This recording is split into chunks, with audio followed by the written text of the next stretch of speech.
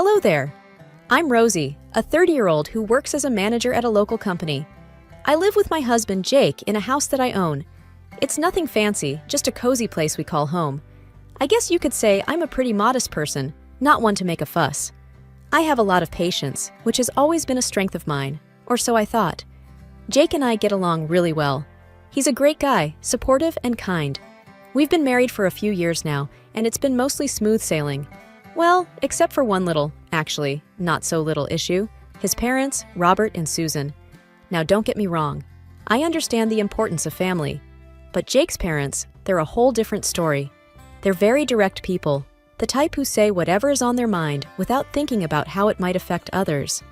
They don't really understand or respect personal space. It all started pretty harmlessly. Robert and Susan would drop by unannounced for breakfast or dinner. I didn't mind initially. After all, they were family. But it quickly turned into a regular thing. They'd come over whenever they felt like it. And because they had a key to our house, they would just walk in, even when we were not expecting them. One day, I was in the bathroom getting ready for work, and suddenly, I heard someone in the house. I peeked out and saw Susan in the kitchen. "Morning, Rosie. Thought I'd surprise you with breakfast," she said cheerfully. I remember forcing a smile and thinking, this is getting a bit much. Jake, bless his heart, tried to talk to them about it.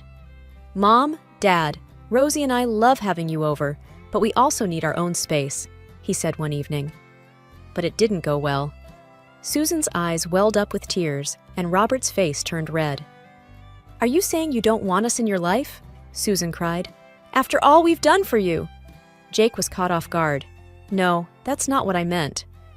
And just like that, the conversation ended. They played the victim card so well, Jake didn't stand a chance. I felt for him. He was torn between his parents and our life together. Things escalated from there. It wasn't just meals anymore. They started staying overnight in our guest room, and before we knew it, they were spending days at our place. It felt like we had permanent house guests. I tried talking to Jake again. "Honey, I love your parents, but this is getting out of hand. They're here all the time," I said, hoping he'd understand. He sighed, running a hand through his hair. "I know, Rosie. I'll try talking to them again." But deep down, I knew it was a lost cause. They had this way of making him feel guilty, and he just couldn't stand up to them. It was a tough spot, and I felt stuck. I loved Jake, but his parents were just too much. Life with Jake's parents dropping in whenever they pleased started to feel like a TV show where the same episode kept replaying. Breakfast turned into lunches, which turned into dinners, and before I knew it, our guest room seemed more theirs than ours. I tried to be understanding, but it was getting harder each day. One Saturday morning, I woke up to the sound of pots and pans clanging in the kitchen. I rubbed my eyes and looked at the clock. It was barely 6:30 a.m. I wandered into the kitchen, still half asleep, and there was Susan, cheerfully making pancakes. "Good morning, Rosie. I thought we'd have a big family breakfast today," she said, not noticing the surprise on my face. I managed a polite smile.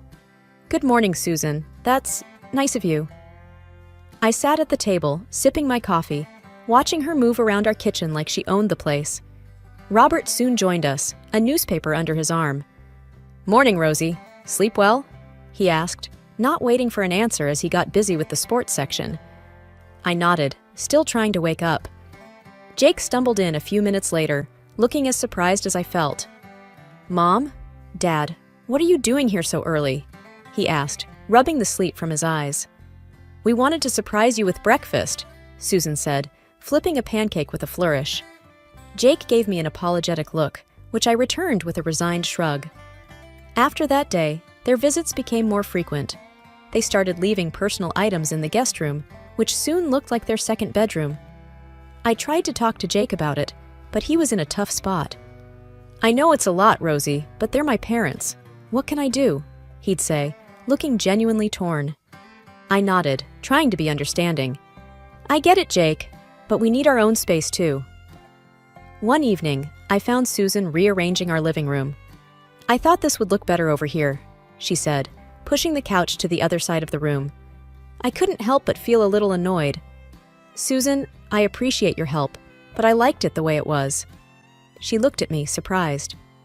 "Oh, I just thought it needed a change. But okay, I'll put it back."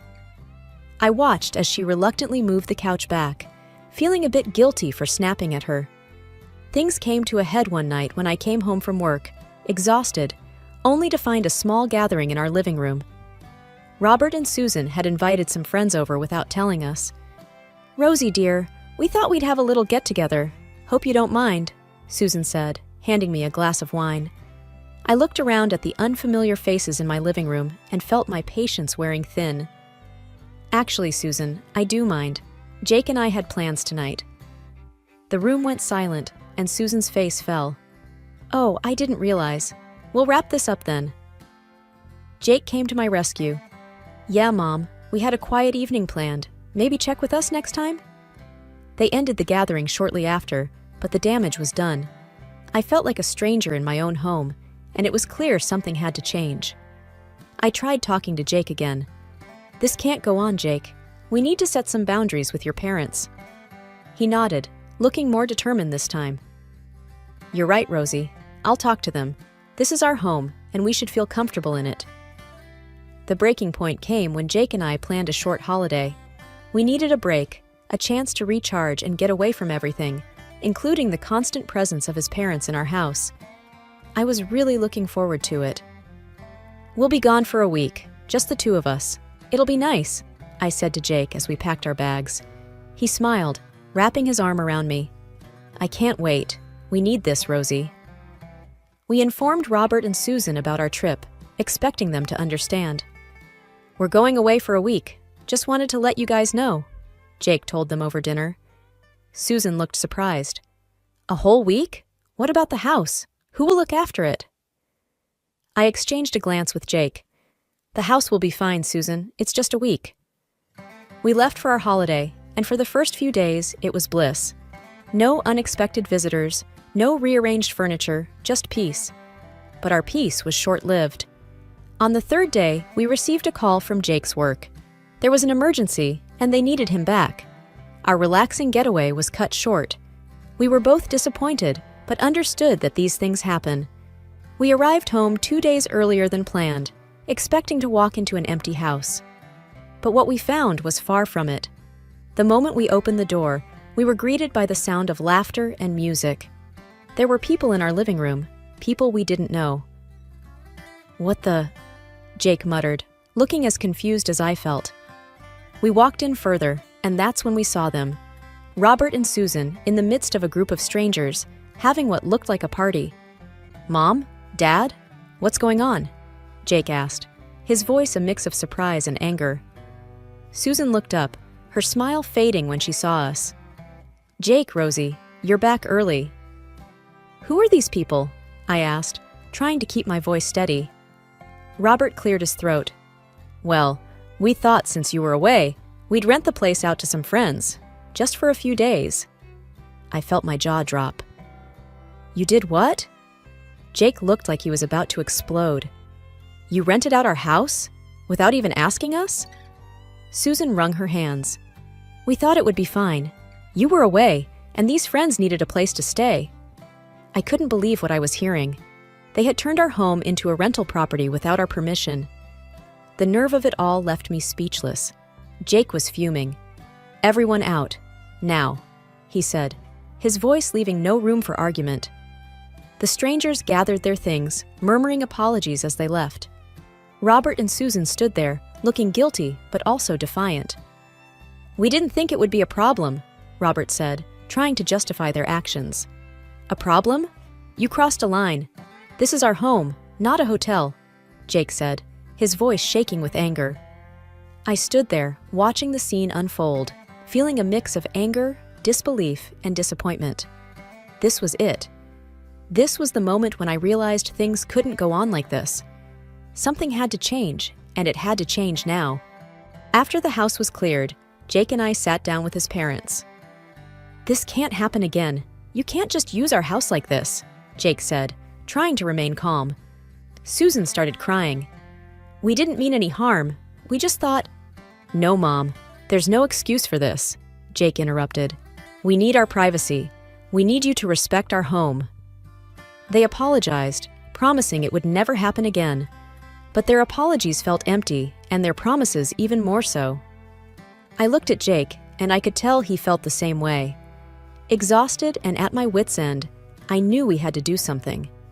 The love I felt for Jake propelled me to find a middle ground, a solution that wouldn't tear our family apart. The constant invasions by his parents were suffocating, and it was time to reclaim our space. "We need a break, Jake, and we need to do something about your parents," I said, the determination clear in my voice. Understanding the gravity of the situation, Jake nodded. "You're right.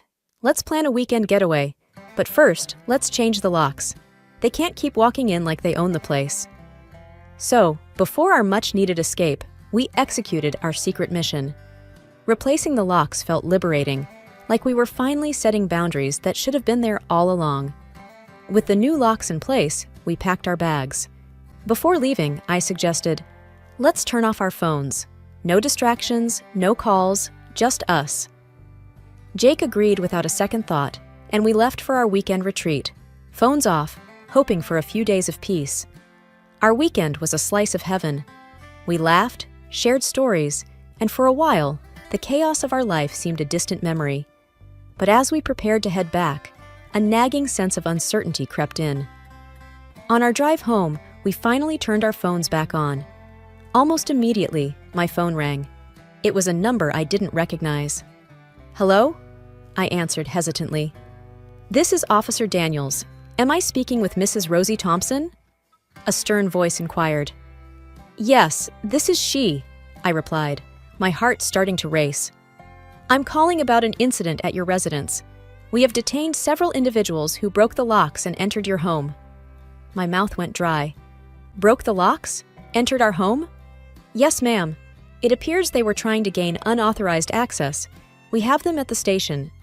I glanced at Jake, who was listening intently, his expression a mix of shock and confusion. "We'll be home soon, officer. Thank you for letting us know," I managed to say, trying to keep my voice steady. Hanging up, I relayed the information to Jake. His grip on the steering wheel tightened, and he let out a long, deep breath. "Who would do that? And why?" I whispered, a sense of dread washing over me. "We'll find out soon enough," Jake replied, his jaw set firmly. As Jake and I drove home, the weight of uncertainty was heavy in the car. We both knew that whatever awaited us at home was bound to be unpleasant. The thought of strangers breaking into our home was unsettling, but deep down, I had a nagging suspicion about who might be involved. "We should have seen this coming," Jake said, breaking the silence. "Changing the locks was bound to set them off." I nodded, knowing he was referring to his parents. "Let's just deal with it and move forward. We can't let this ruin what we've built." Arriving home, we found a police car parked outside. My heart sank. This was real. Officer Daniels, a tall man with a stern face, greeted us. "We caught them trying to break in. They were quite adamant about getting inside," he explained.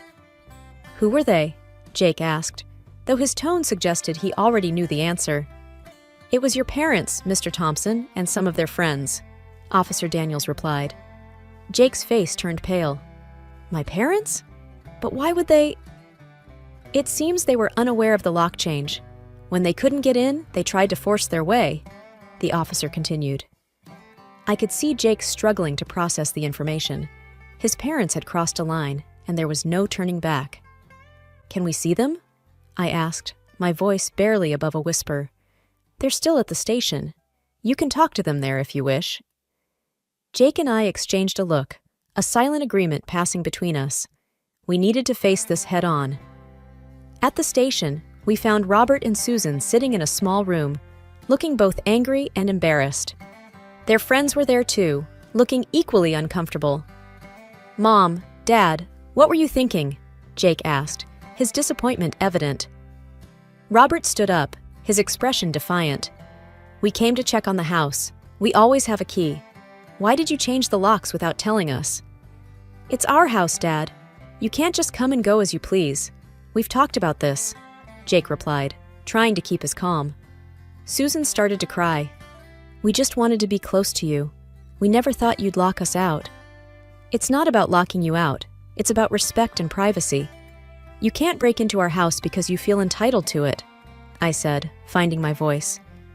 Their friends looked on, awkward and silent, clearly regretting being part of this mess. We're sorry, but we didn't know what else to do, one of them mumbled. Officer Daniels stepped in. We understand it's a family matter, but breaking and entering is a serious offense. We need assurances this won't happen again. Jake looked at his parents, a mix of sadness and resolve in his eyes. This can't happen again, Mom and Dad. You need to understand boundaries. Robert and Susan nodded, the reality of the situation finally sinking in. We left the station with heavy hearts. The drive back home was quiet, each of us lost in our thoughts. The events of the day had taken a toll, and as we walked back into our home, we knew things would never be the same again. The days following the incident were like walking through a thick fog. Jake and I were trying to make sense of everything while dealing with the aftermath. We had to have several uncomfortable conversations with neighbors, explaining what had happened. It was embarrassing and draining. One evening, as we were sitting in the living room, Jake let out a long sigh. I never thought my parents would go this far, he said, shaking his head. I reached out and held his hand. It's hard, I know, but we'll get through this together.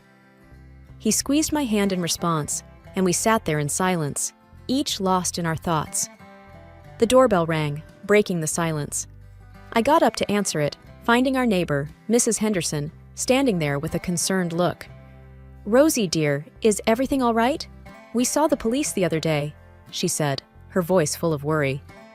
Yes, Mrs. Henderson. It was a family issue, but it's under control now. Thank you for checking in, I replied, offering her a small smile. She nodded, still looking uncertain. Well, if you need anything, you know where to find me. After she left, Jake looked at me.